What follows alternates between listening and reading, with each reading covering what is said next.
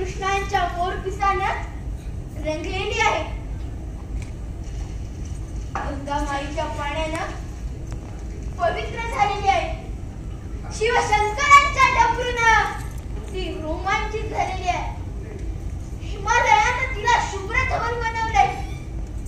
लक्ष्मीनं तिला लावण्य दिलंय. पार्वतीनं तिला जगदंब स्वरूप दिलंय.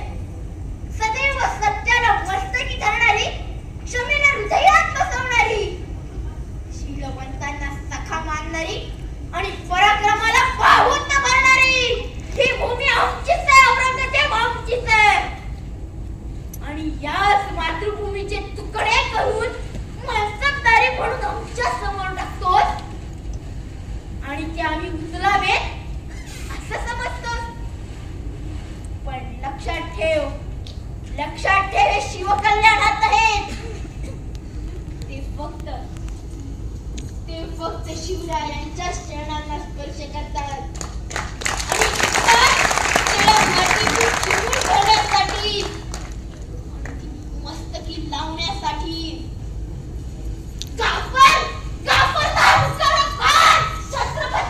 छत्रपती संभाजी महाराज मान.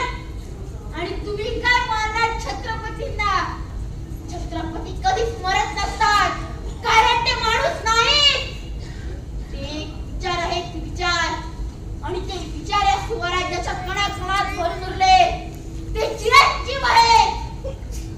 अरे तू लाख स्वतःला आलमगीर, बादशाह, शहेनशाह म्हणून घेशील, साधा माणूस म्हणायला कोणी तयार नाही. तू मग काय फळेवी धोकेबाज आहे म्हणून एका बेसावच्छेने आम्हाला पकडले. तुझ्यात हिंमतच नाही रे औरंगजेब. आणि ती हिंमत कधीच नव्हती. तम्मीर फार तुम्ही, अरे तुम्हाला एका तम्मीर, एका छत्रपतीची खिंड काढता, त्याला उंटावर बसवता. ही तम्मीर नाही की चेष्टा. ही चेष्टा तुम्हाला मातीमोल करेल. तुझ्या 5 लाख फौजेचा तुला घात करेल. जगदंब.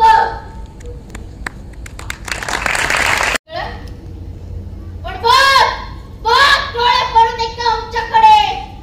अरे आम्ही झाल्यात आमच्या रक्तानं भगवे. आणि हाच भगवटिया लावून पेटून उठेल माझा हरेक मराठा.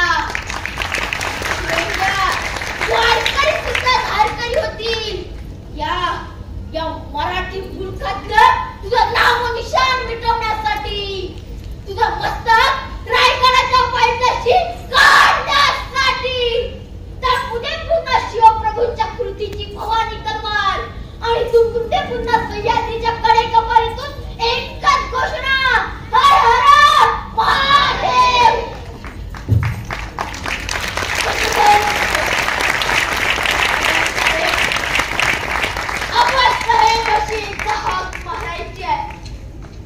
परंतु ती जिव्हा आमच्याकडे नाही. एकदा डोळे भरून स्वराज्य पाहावेसे वाटते, परंतु ते डोळेही नाही.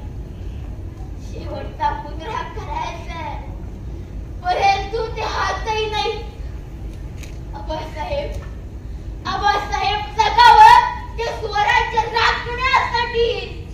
हे तुम्ही शिकवले.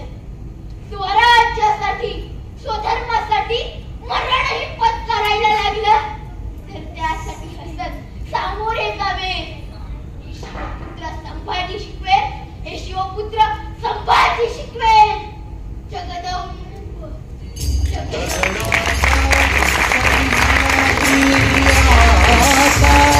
अश्रू भिजला